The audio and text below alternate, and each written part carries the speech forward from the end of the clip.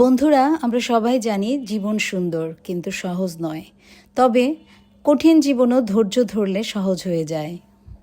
আমাদের নিজেদের জীবনকে সুন্দর করে পরিচালনা করার জন্য আমাদের নিজেদেরকেই চেষ্টা করে যেতে হবে।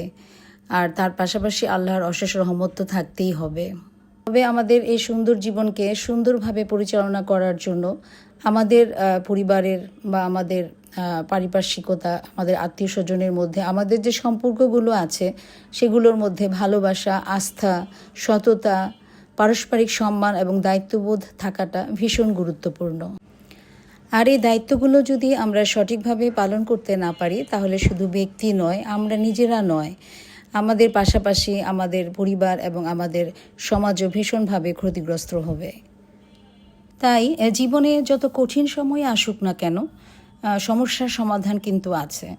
কারণ আমরা কষ্টের মুহূর্তগুলোকে একটু ভাগাভাগি করে যদি নিই, একা না থেকে পরিবারের সদস্য যারা আছেন, বিশ্বস্ত বন্ধুবান্ধব যারা আছেন এবং বিশ্বস্ত মানুষের সঙ্গে বা আত্মীয় স্বজনের সঙ্গে আমাদের কথা বলাটা খুবই গুরুত্বপূর্ণ।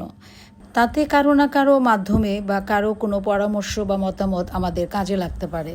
তাই কোনো কিছুকে জটিল না ভেবে সহজ সাবলীলভাবে বিষয়গুলোকে আমরা বা আমাদের সমস্যাগুলোকে সমাধানের পথ আমরা বের করে নিতে পারবো। তাই হতাশাগ্রস্ত হয়ে জীবনকে নিঃশেষ করে দেওয়ার কোনো মানেই হয় না। কারণ জীবন সুন্দর এবং তাকে সুন্দরভাবেই পরিচালনা করার দায়িত্ব আমাদের নিজেদেরই। সবাই খুব ভালো থাকবেন। আল্লাহ হাফেজ।